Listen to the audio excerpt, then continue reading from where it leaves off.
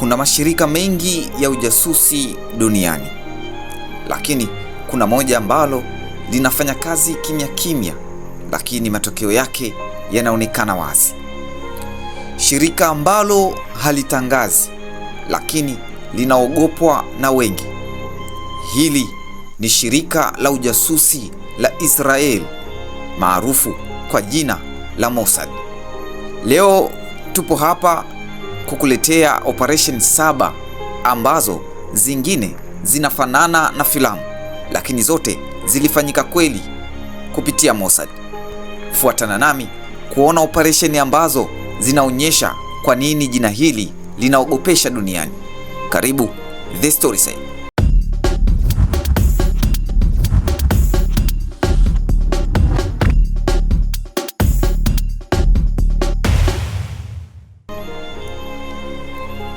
Namba 7 ni operation inayoitwa Operation Wrath of God.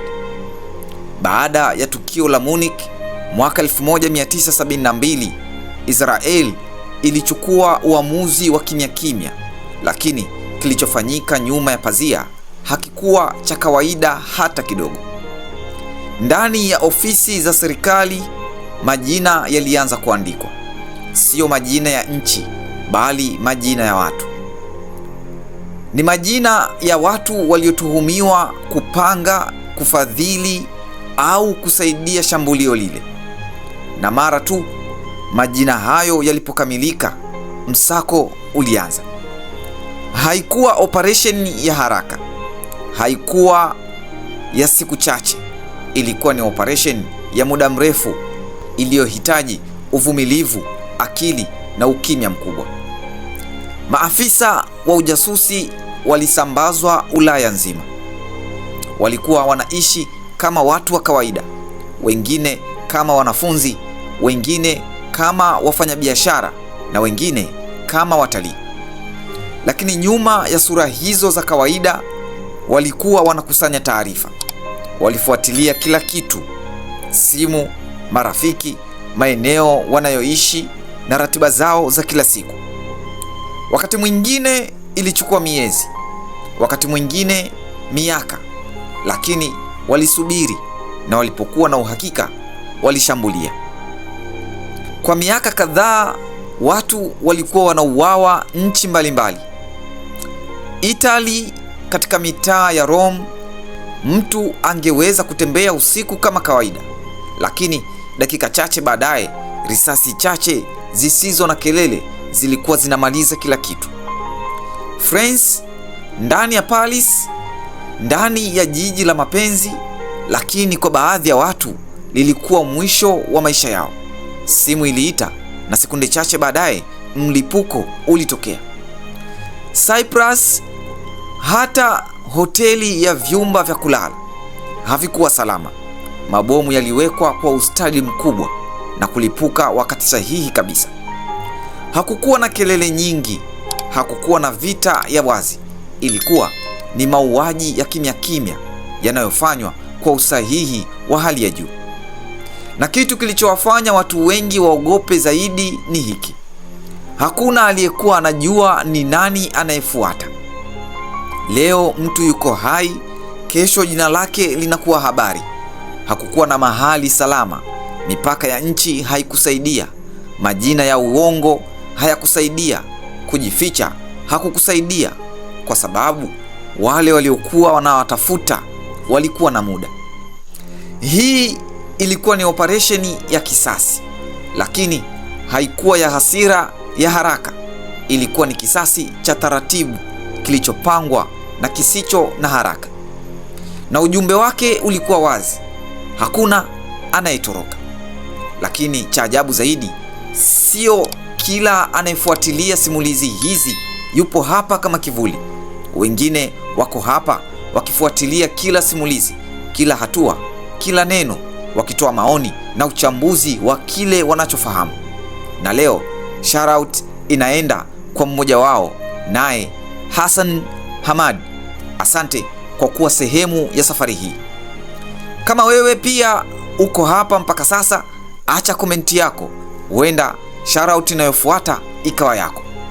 Sasa turudi kwenye ulimwengu wa siri, hofu na operation zinazotikisa dunia. Namba 6 ni operation iliyoitwa Operation Entebbe. Mwaka 1976 ndege ilitekwa na magaidi na kupelekwa Uganda katika uwanja wa Entebbe, lakini kilichotokea kabla ya hapo kilikuwa ni safari ya kawaida kabisa. Abiria walikuwa wamekaa kwa utulivu, wengine wakizungumza, wengine wakisoma, wengine wakipumzika, lakini ghafla kila kitu kilibadilika. Watekaji waliinuka wakiwa na silaha mikononi, na ndani ya sekunde chache ndege ikawa chini ya udhibiti wao. Hofu ikaenea, hakuna aliyekuwa anajua nini kitakachofuata. Ndani ya masaa machache ndege hiyo ilisimamishwa mbali kabisa na ilikokuwa imeanza safari yake, na mwisho wake ikafika Uganda. Katika uwanja wa Entebbe, watekaji waliwashikilia mateka watu wengi, wakiwemo raia wa Israeli, na hapo ndipo hali ilipozidi kuwa mbaya. Mateka walitenganishwa. Wale ambao hawakuwa na uhusiano na Israeli walianza kuachiwa. Wale waliobaki walikuwa sasa chini ya hatari kubwa zaidi. Ndani ya jengo la zamani la uwanja wa ndege walikaa wakisubiri. Siku zikaanza kupita. Kila saa iliyopita hofu iliongezeka. Hakuna aliyekuwa na uhakika kama wangetoka wakiwa hai. Wakati huo huo, kutoka mbali kwa maelfu ya kilomita, maamuzi mazito yalikuwa yanafanyika. Haikuwa rahisi, umbali ulikuwa mkubwa, hatari ilikuwa kubwa, na kosa dogo tu lingeweza kusababisha vifo vya mateka wote. Lakini Mossad walifanya uamuzi na wakasema wataenda. Na kilichofuata kilikuwa ni moja ya operesheni za uokoaji zilizo hatari zaidi kuwahi kufanyika. Mpango ulipangwa kwa umakini mkubwa sana. Kila sekunde ilihesabiwa, kila hatua ilijulikana kabla hata haijafanyika. Askari wa Israeli waliruka maelfu ya kilomita ndani ya ndege za kijeshi, wakipitia njia ambazo hazikutarajiwa. Waliruka kimya kimya bila kugunduliwa. Usiku ulipoingia, walifika. Ndege zilishuka kwa kasi, milango ikafunguliwa, na ndani ya sekunde chache askari walikuwa tayari wanakimbia kuelekea jengo lenye mateka. Hakukuwa na muda wa kusita, hakukuwa na nafasi ya makosa. Kila kitu kilifanyika kwa kasi ya ajabu. Risasi zilianza kusikika, lakini kwa muda mfupi sana, ndani ya dakika chache, hali ilikuwa imebadilika kabisa. Mateka walikuwa wanasubiri kwa hofu. Sasa walikuwa wanapelekwa kwenye ndege ili kuweza kuondoka. Hivyo mateka wote waliokolewa. Hii ilikuwa operation ya dakika chache, lakini iliyopangwa kwa muda mrefu sana, na ilipokamilika dunia ilisimama kwa mshangao. Hakuna aliyekuwa anaamini kilichotokea. Hivyo operation hii ilionyesha kitu kimoja, ya kwamba Mossad na jeshi la Israeli wanaweza kufika popote. Namba 5 ni operation iliyoitwa Operation Diamond. Katika miaka ya 1960 dunia ilikuwa katikati ya mvutano mkubwa wa kijeshi. Teknolojia ya kivita ilikuwa inakimbizana kwa kasi, na moja ya silaha zilizokuwa zinaogopesha zaidi wakati huo ilikuwa ndege ya kivita ya Soviet iliyoitwa MiG-21. Hii ilikuwa ni ndege ya kasi kubwa sana, yenye uwezo wa kushambulia kwa nguvu, na zaidi ya yote ilikuwa ni asiri. Nchi nyingi za magharibi hazikuwa zinaielewa vizuri. Walikuwa hawajui uwezo wake kamili, walikuwa hawajui udhaifu wake. Hivyo hilo lilikuwa tatizo kubwa. Lakini Mossad waliona kitu tofauti. Hawakuona tu ndege, waliona kuwa ni fursa. Badala ya kujaribu kuiharibu, waliamua kufanya kitu kisicho cha kawaida kabisa, ambacho ni kuiiba. Hapo sasa lilikuja swali moja. Unawezaje kuiba ndege ya kijeshi inayolindwa kwa ulinzi mkali? Jibu lilikuwa atumike binadamu. Mossad walianza kutafuta mtu sahihi, sio mtu yeyote, bali rubani ambaye alikuwa anaendesha ndege hiyo. Utafiti walianza kuchunguza maisha yake, familia yake, hali yake ya maisha, malalamiko yake binafsi na mambo aliyokuwa haridhiki nayo. Hatimaye walimpata mtu wao. Rubani wa hii ndege alikuwa raia wa Iraq aliyekuwa ana sababu zake za kutoridhika. Mawasiliano yakaanza kwa siri kubwa sana. Hakukuwa na haraka. Walimshawishi polepole kwa ahadi, kwa usalama na kwa maisha mapya. Huu ulikuwa ni mchezo wa akili na hatimaye alikubali. Siku moja, rubani huyo alipanda ndege hiyo kama kawaida. Hakuna aliyeshuku chochote, lakini akiwa angani alibadilisha mwelekeo. Badala ya kurudi alipokuwa ametoka, alielekea Israeli. Hii ilikuwa ni hatari kubwa sana, sababu kama angegunduliwa angeuawa mara moja, lakini aliendelea na safari. Dakika zikapita, kila sekunde ikawa na presha kubwa, mpaka alipofika na alitua salama. Ndege ya MiG-21 sasa ilikuwa mikononi mwa Israeli, na hapo ndipo faida kubwa ilipoanza. Wataalamu waliinunua kwa macho ya kina, walijifunza uwezo wake, waligundua udhaifu wake, walielewa jinsi ya kuikabili vitani. Operesheni hii iliipa Israeli faida kubwa sana ya kijeshi, lakini zaidi ya yote ilionyesha kitu kimoja, ya kwamba Mossad hawashambulii tu kwa nguvu, wanashinda kwa akili. Namba 4 ni operation iliyoitwa Operation Opera. Mwaka 1981 Mashariki ya Kati ilikuwa kwenye hali ya mvutano mkubwa. Nchi jirani kila moja zilikuwa zinaangalia kila hatua ya mwenzake, na nyuma ya pazia kulikuwa na mashindano ya nguvu za kijeshi. Ndani ya Iraq kulikuwa kunaendelea mradi mmoja wa siri, mradi wa nyuklia. Kituo kilichojulikana kama reactor ya Osirak kilikuwa kinajengwa kwa kasi. Kwa nje ilionekana kama mradi wa kawaida wa nishati, lakini kwa baadhi ya watu kilikuwa ni tishio, kwa sababu kama mradi huo ungefanikiwa, ungeweza kubadilisha kabisa nguvu ya kijeshi katika eneo lote. Hivyo Israel hawakuwa tayari kusubiri. Walikuwa wanajua kitu kimoja, ambacho wakichelewa itakuwa hatari zaidi. Kituo hicho kilikuwa ndani kabisa ya Iraq, kililindwa, kilikuwa mbali sana na shambulio lolote lingekuwa hatari sana.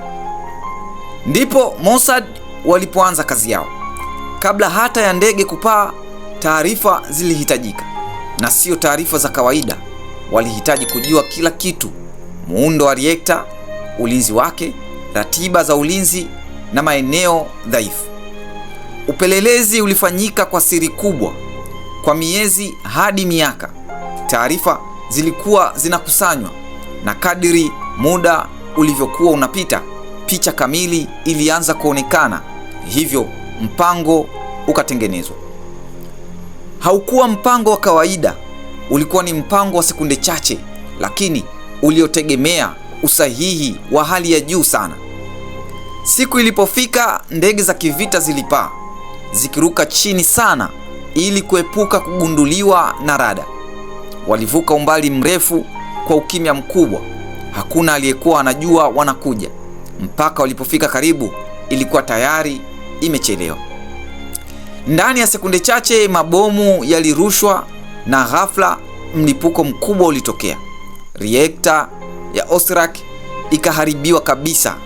Hakukuwa na nafasi ya kujibu kwa haraka, na operesheni ilikuwa imeisha kabla hata dunia haijaelewa kinachoendelea. Ndege ziliondoka kwa kasi, zikarudi salama, na nyuma yao kulikuwa na vumbi, moshi na mradi ambao haukuwepo tena. Operesheni hii ilizuia hatari kubwa kabla haijatokea. na ilionyesha kitu kimoja ambacho Mossad hawasubiri hatari itokee, wanaimaliza kabla haijazaliwa. Namba 3 ni operation iliyoitwa Operation Brothers. Hii ni moja ya operation za ajabu zaidi, lakini kabla ya kuonekana kama hadithi ya ujanja, ilianza kama tatizo kubwa la kibinadamu. Katika miaka ya 1980, maelfu ya Wayahudi walikuwa wanaishi Ethiopia. Walikuwa wanakabiliwa na hali ngumu sana. Vita, njaa na ukosefu wa usalama waliwafanya wengi wao kuanza safari ya hatari kuondoka nchini mwao. Wengi walivuka mpaka kwa siri wakielekea Sudani. Lakini walipofika hawakuwa salama kama walivyotarajia. Walikaa kwenye kambi katika hali ngumu wakisubiri msaada ambao haukuonekana. Wakati huo, mbali na hapo, mpango wa ajabu ulikuwa unaandaliwa, sio wa kijeshi moja kwa moja, bali wa ujanja wa hali ya juu.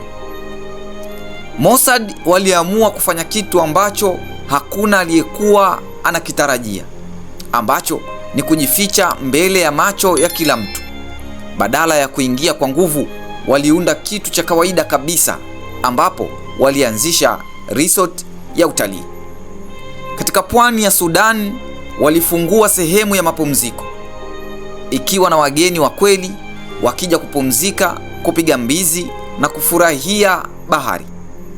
Kwa nje ilionekana kama biashara ya kawaida, wafanyakazi, watalii na shughuli za kila siku. Hakuna aliyeshuku chochote. Lakini nyuma ya pazia ilikuwa operation ya siri. Usiku ulipoingia, hali ilibadilika. Wale waliokuwa wanaonekana kama wafanyakazi wa kawaida waligeuka kuwa waokoaji. Kwa kutumia magari na njia za siri, walikuwa wanawachukua wale waliokuwa wamejificha kwenye kambi na kuwaleta karibu na pwani. Hakukuwa na kelele, hakukuwa na haraka ya kuonekana. Kila kitu kilifanyika kwa utaratibu mkubwa sana. Kisha chini ya giza la usiku, ndege au boti zilikuwa zinawasubiri na safari ya kutoka ilianza. Kundi baada ya kundi, usiku baada ya usiku, watu walikuwa wanatoweka, sio kwa kupotea, bali kwa kuokolewa. Maelfu ya Waisraeli walipelekwa salama. Ila kitu cha kushangaza zaidi ni hiki. Operesheni hii iliendelea kwa muda mrefu bila kugunduliwa. Watu walikuwa wanakuja kupumzika kwenye resort, wakifurahia bahari, wakipiga picha, bila kujua kwamba mita chache tu kutoka hapo kulikuwa kunaendelea operation ya siri ya kuokoa maisha ya watu. Hii ilikuwa operation ya uokoaji, lakini ya kiwango cha juu sana cha ujanja, na ilionyesha kitu kimoja, kwamba Mossad wanaweza kuficha ukweli hata ukiwa mbele ya macho ya dunia. Namba 2 ni operation iliyoitwa Operation Final. Baada ya vita ya pili ya dunia ilijaribu kuanza upya, lakini sio kuwa kila kitu kilikuwa kimeisha. Baadhi ya watu walikuwa wamehusika na mauaji makubwa ya wakati wa vita. Walitoweka, wakakimbia, walibadilisha majina, wakaanza maisha mapya mbali kabisa huko Ulaya. Miongoni mwao alikuwa mtu mmoja kati ya watu waliotafutwa zaidi duniani, ambaye ni Adolf Eichmann. Mtu huyu alikuwa sehemu muhimu katika mpango wa Nazi uliogharimu maisha ya mamilioni ya watu, wengi wao wakiwa Waisraeli. Lakini baada ya vita alitoweka. Miaka ilipita na wengi walidhani hatapatikana tena, lakini Israeli hawakusahau. Upelelezi ulianza kimya kimya. Hakukuwa na haraka. Walifuatilia taarifa ndogo ndogo za barua, majina ya uongo na watu waliokuwa wanaohusiana naye. Hatimaye dalili zilianza kuelekea mahali ambapo ni Argentina. Na hata kufikia hapo hakukuwa na uhakika wa 100%. Hivyo waliamua kuthibitisha kwa macho. Maafisa wa Mossad waliwasili nchini Argentina wakiwa kama watu wa kawaida kabisa. Walimfuatilia kwa umbali kila siku, walikuwa wanamwangalia, alipoishi, alipokuwa anaenda na ratiba yake ya kila siku. Walikuwa wanangoja kitu kimoja tu ambacho ni uthibitisho, na walipoupata mpango ukaanza. Haikuwa rahisi kumkamata mtu ndani ya nchi ya kigeni bila kugunduliwa, hivyo ilikuwa ni hatari kubwa sana. Walipanga kila hatua. Siku moja akiwa anarudi nyumbani, barabarani walimzingira. Hakukuwa na kelele nyingi, hakukuwa na mpango mkubwa, hakukuwa na mapambano makubwa. Ilikuwa ni sekunde chache tu na tayari alikuwa mikononi mwao. Kisha wakamficha kwa siku kadhaa, walimuweka kwenye sehemu ya siri na baadaye wakamtoa nje ya nchi hiyo kwa siri kubwa sana. Hakukuwa na taarifa, hakukuwa na matangazo, mpaka pale ilipotangazwa rasmi ya kwamba Eichmann yuko Israeli. Kutoka kwa taarifa hii dunia ilisimama, sababu hii ilikuwa operation ya kushangaza. Mtu aliyekuwa amejificha kwa miaka mingi hatimaye alikuwa amepatikana, na hapo haki ilianza kuchukua mkondo wake. Hii ilikuwa operation ya haki iliyotikisa dunia nzima, na ilionyesha kitu kimoja, ya kwamba Mossad wanaweza kusubiri hata miaka 10 lakini hawasahau. Namba 1 ni operation ya kumuua Mahmoud al-Mabhouh. Mwaka 2010 Mahmoud alifikia hotelini alipowasili Dubai, lakini hii haikuwa safari ya kawaida kwake. Alikuwa amezoea kusafiri, alikuwa mtu wa tahadhari, mtu ambaye hakuwa anaamini usalama kirahisi, na siku hiyo alichukua tahadhari kama kawaida. Aliangalia nyuma yake, alihakikisha hakuna anayemfuata. Aliingia hotelini akiwa na utulivu. Alikuwa akifikiri yuko salama, lakini kile ambacho hakujua ni hiki: tayari alikuwa ameanza kufuatiliwa muda mrefu kabla hajafika hapo. Ndani ya hoteli hiyo kulikuwa na watu wengine, watu ambao hawakuonekana tofauti na wengine. Wengine kama watalii, wengine kama wafanyabiashara, na wengine kama wageni wa kawaida. Lakini nyuma ya sura hizo za kawaida kulikuwa na mpango wa Mossad. Kila hatua yake ilikuwa inajulikana. Alipoingia reception waliona, alipochukua chumba walijua, alipopanda lifti walikuwa karibu, na taratibu mtego ulikuwa unajifunga. Ndani ya muda mfupi alikufa. Hakukuwa na kelele, hakukuwa na mapambano ya wazi. Ilikuwa ni operation ya kimya kimya iliyofanyika kwa ustadi mkubwa sana, lakini hadithi haikuishia hapo. Baadaye video za CCTV zilianza kuangaliwa, na hapo ndipo dunia ilianza kuona picha ya ajabu. Watu kadhaa walionekana ndani ya hoteli hiyo, lakini kwa sura tofauti tofauti.